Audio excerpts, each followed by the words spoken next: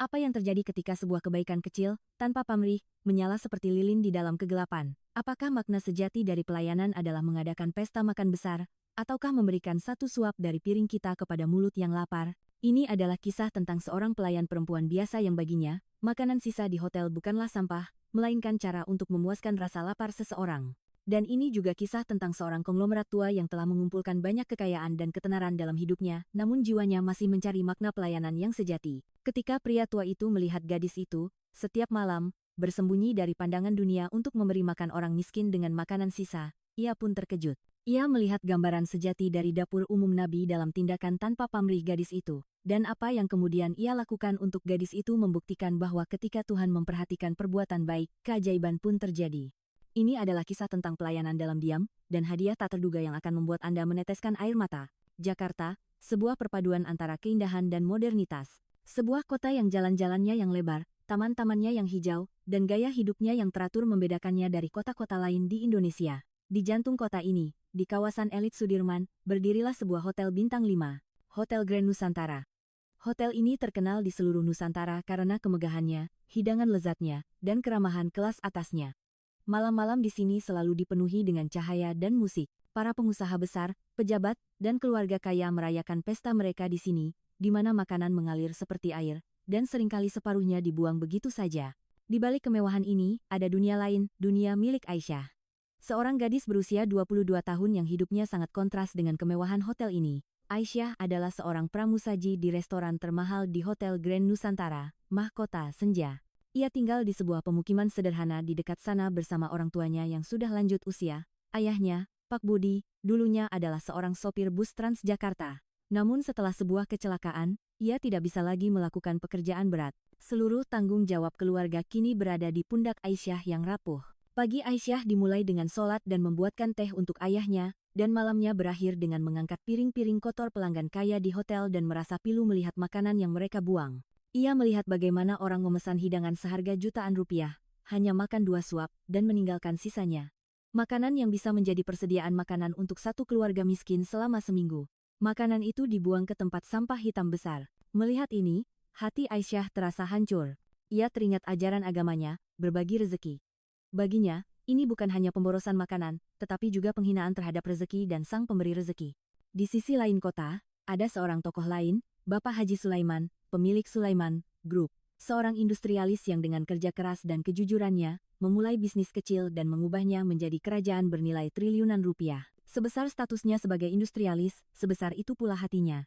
Namanya tertera di banyak sekolah, rumah sakit, dan masjid yang ia danai. Setiap tahun, ia menyumbangkan miliaran rupiah dan mengadakan acara amal besar. Ia adalah seorang muslim yang taat, yang baginya pelayanan adalah esensi kehidupan. Namun, belakangan ini, ia merasakan kekosongan dalam hidupnya. Ia merasa sumbangan-sumbangan besar dan acara amalnya hanya menjadi formalitas. Tidak ada kedamaian batin yang didapat dari pelayanan sejati. Ia sering berkata kepada istrinya, "Istriku, aku merasa hanya menyumbangkan uang, bukan bagian dari jiwaku. Aku ingin melihat pelayanan tulus yang dilakukan tanpa mengharapkan nama atau ketenaran." Bapak Haji Sulaiman adalah salah satu pelanggan tertua dan paling dihormati di Hotel Grand Nusantara. Ia datang sekali atau 2 kali seminggu untuk makan malam di Mahkota Senja bersama tamu asing atau keluarganya. Seluruh staf hotel mengenalnya dan tidak pernah lalai dalam melayaninya. Saat itu adalah malam yang dingin di musim hujan. Restoran itu penuh sesak dengan pelanggan. Aisyah sedang bertugas, berlari dari satu meja ke meja lain. Matanya mengawasi segalanya. Apakah gelas air seseorang kosong? Apakah ada yang butuh sesuatu lagi? Ia melakukan pekerjaannya dengan penuh dedikasi dan kejujuran. Malam itu, Bapak Haji Sulaiman juga datang untuk makan malam bersama beberapa tamu asing. Ia duduk di meja sudut, membahas urusan bisnisnya. Namun matanya yang tajam juga mengamati suasana restoran. Pandangannya tertuju pada Aisyah. Ia memperhatikan bahwa gadis itu sedikit berbeda dari pelayan lainnya. Ada ketenangan yang aneh di wajahnya dan keseriusan yang mendalam di matanya. Cara ia berbicara dengan pelanggan dengan sopan dan hormat membuat Bapak Sulaiman terkesan. Setelah makan malam selesai dan para tamu pergi, banyak sekali makanan yang tersisa di meja. Rendang wagyu yang mahal, sate marangi premium, berbagai macam gulai, semuanya hampir tak tersentuh. Sesuai aturan hotel, makanan yang sudah diletakkan di meja, meskipun belum disentuh, tidak bisa dibawa kembali ke dapur. Makanan itu harus dibuang. Ketika Aisyah datang untuk membersihkan meja, ia melihat makanan sisa itu. Sekejap, Raut sakit muncul di matanya, tetapi kemudian ia menenangkan dirinya. Ia mengangkat piring-piring itu dan berjalan menuju dapur. Bapak Haji Sulaiman, yang sedang berdiri di kasir untuk membayar tagihannya, melihat semua ini. Ia melihat Aisyah tidak langsung masuk ke dapur, melainkan berhenti di sudut di mana tidak ada yang bisa melihatnya. Dengan sangat rapi dan cepat, ia mulai mengemas makanan sisa itu ke dalam beberapa wadah bersih yang ia bawa. Ia melakukannya dengan sangat hati-hati, seolah-olah ia sedang menangani sesuatu yang suci. Bapak Sulaiman terkejut. Ia berpikir, mungkin gadis ini miskin. Mungkin ia membawa pulang makanan untuk keluarganya. Tidak ada yang salah dengan itu. Tapi kemudian, ia melihat sesuatu yang mengubah pemikirannya. Aisyah tidak mengemas makanan itu ke dalam satu wadah, melainkan membaginya rata ke dalam 4 atau 5 wadah terpisah. Kemudian, ia menyembunyikan wadah-wadah itu di dalam tas tuanya yang besar dan berjalan keluar seolah tidak terjadi apa-apa. Rasa ingin tahu Bapak Haji Sulaiman terusik. Jika ia membawanya untuk rumahnya, ia akan membawanya dalam satu wadah. Apa rahasia di balik wadah-wadah yang terpisah ini? Saat itu juga ia mengambil keputusan. Ia akan mencari tahu kebenaran di balik gadis itu. Ia meminta sopirnya untuk menyiapkan mobil dan menunggu di sudut yang gelap di luar hotel. Sekitar jam 12 malam. Ketika hotel mulai tutup, Aisyah keluar. Di bahunya tergantung tas berat yang sama. Ia berjalan cepat menuju halte bus. Bapak Sulaiman menyuruh sopirnya untuk mengikuti perlahan di belakangnya. Aisyah naik bus dan turun di sebuah area kota yang tua dan kurang penerangan. Mobil Bapak Sulaiman juga berhenti pada jarak yang aman. Ia melihat Aisyah berbelok ke sebuah gang sempit yang gelap. Ini adalah bagian kota yang jarang dikunjungi oleh orang kaya seperti Bapak Sulaiman. Ini adalah pemukiman para tunawisma dan buruh. Bapak Sulaiman juga turun dari mobil mewahnya, menutupi wajahnya dengan sial, dan mengikutinya dari belakang. Ia melihat Aisyah tiba di bawah sebuah jembatan layang, di mana dalam cuaca dingin yang menggigit, beberapa orang tua dan tak berdaya mencoba tidur terbungkus selimut robek. Begitu melihat Aisyah, wajah orang-orang itu bersinar, seolah-olah mereka telah melihat seorang malaikat. Seorang ibu tua berkata dengan suara gemetar, "Kamu datang, Nak. Ibu tahu kamu pasti akan datang. Seharian ini belum makan apa-apa." Aisyah tersenyum. Ia mengeluarkan satu wadah dari tasnya dan meletakkannya di tangan ibu itu. "Bu, hari ini ada rendang. Masih hangat. Cepat dimakan, ya." Kemudian ia pergi ke orang lain. Memberi seseorang sate. Yang lain gulai dan nasi. Ia tidak hanya memberi makanan. Ia meluangkan waktu untuk berbicara dengan semua orang. Menanyakan kabar mereka, mengelus kepala seseorang, dan menyeka air mata yang lain. Bagi orang-orang terlantar itu, ia bukan hanya seorang gadis yang membawa makanan, tetapi putri mereka sendiri, Aisyah mereka. Melihat pemandangan ini, Bapak Haji Sulaiman yang bersembunyi di sudut mulai meneteskan air mata. Ia telah melihat acara amal besar dalam hidupnya di mana ribuan orang makan. Tetapi ia belum pernah melihat bentuk pelayanan yang begitu tulus dan sunyi ini. Tidak ada kamera, tidak ada pamer. Yang ada hanya kelaparan dan seorang dewi yang memuaskannya. Gadis ini telah mengubah sisa makanan hotel menjadi berkah. Ketika Aisyah berjalan pergi, Bapak Sulaiman terus mengikutinya. Ia tiba di luar rumah sakit umum di dekatnya. Di sana juga, beberapa kerabat pasien yang datang dari desa-desa terpencil dan tidak punya tempat untuk bermalam, duduk di trotoar. Aisyah membagikan wadah yang tersisa di antara mereka. Seorang pria berkata sambil menangkupkan tangan, "Semoga Tuhan memberkatimu, Nak. Jika bukan karena kamu, anak-anak kami akan tidur kelaparan hari ini." Aisyah hanya berkata, "Bapak, jangan berterima kasih pada saya. Bersyukurlah pada Yang Maha Kuasa yang selalu menjadikan seseorang sebagai perantara. Saya hanyalah seorang pengantar." Setelah melakukan semua ini, ketika tasnya kosong, ada kedamaian dan ketenangan di wajahnya yang tidak bisa dibeli bahkan dengan miliaran rupiah. Sekarang ia berjalan menuju rumahnya. Bapak Haji Sulaiman duduk di ruangannya. Aisyah duduk dengan ragu di kursi di hadapannya. Ia langsung ke pokok permasalahan. "Semalam aku mengikutimu. Aku melihat semuanya." Mendengar ini, wajah Aisyah menjadi pucat. Air mata menggenang di matanya. "Pak, maafkan saya. Saya tahu membawa makanan hotel keluar adalah sebuah kesalahan. Tapi saya tidak tahan melihatnya dibuang.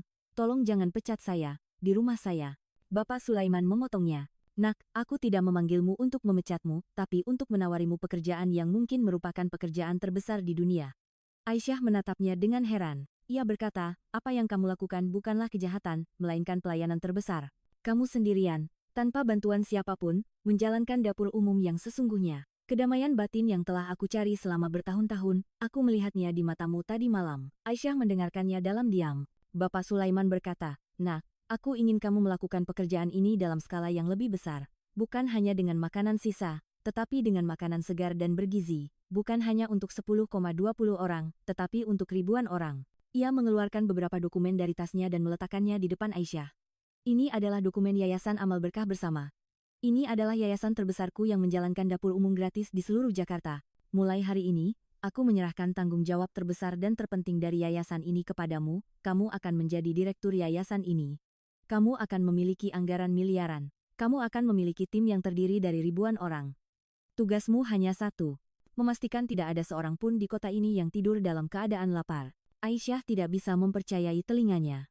Dengan suara bergetar ia berkata, "Tapi Pak, saya hanya seorang pelayan biasa. Bagaimana saya bisa memikul tanggung jawab sebesar ini?" Bapak Sulaiman meletakkan tangannya di atas kepalanya dan berkata, "Nak, bagi seseorang yang memiliki hati yang begitu besar dan mulia, tidak ada tanggung jawab yang terlalu besar.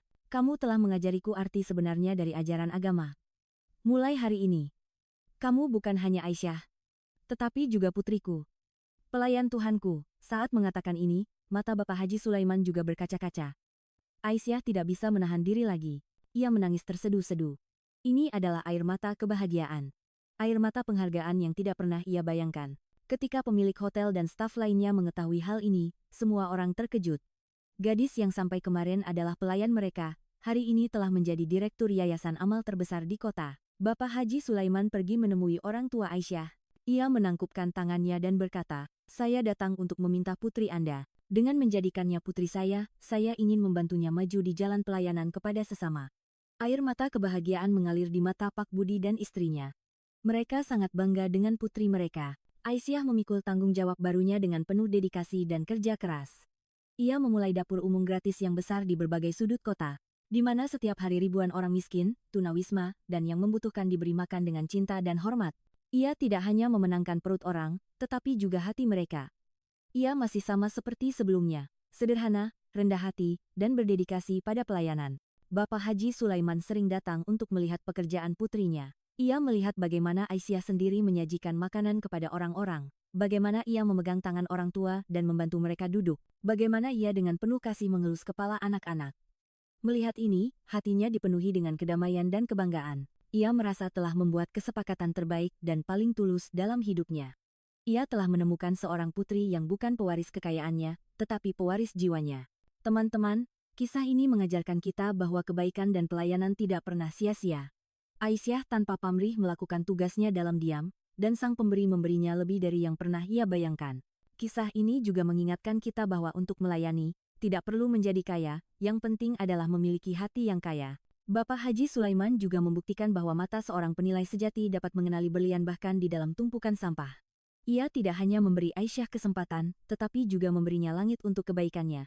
Berikan satu suka untuk video ini. Beritahu kami di kolom komentar momen mana dari cerita ini yang paling menginspirasi Anda. Bagikan cerita ini sebanyak mungkin agar pesan sejati tentang pelayanan ini dapat menjangkau semua orang, dan untuk cerita-cerita nyata dan inspiratif yang lebih menyentuh hati, jangan lupa untuk berlangganan saluran kami. Terima kasih banyak.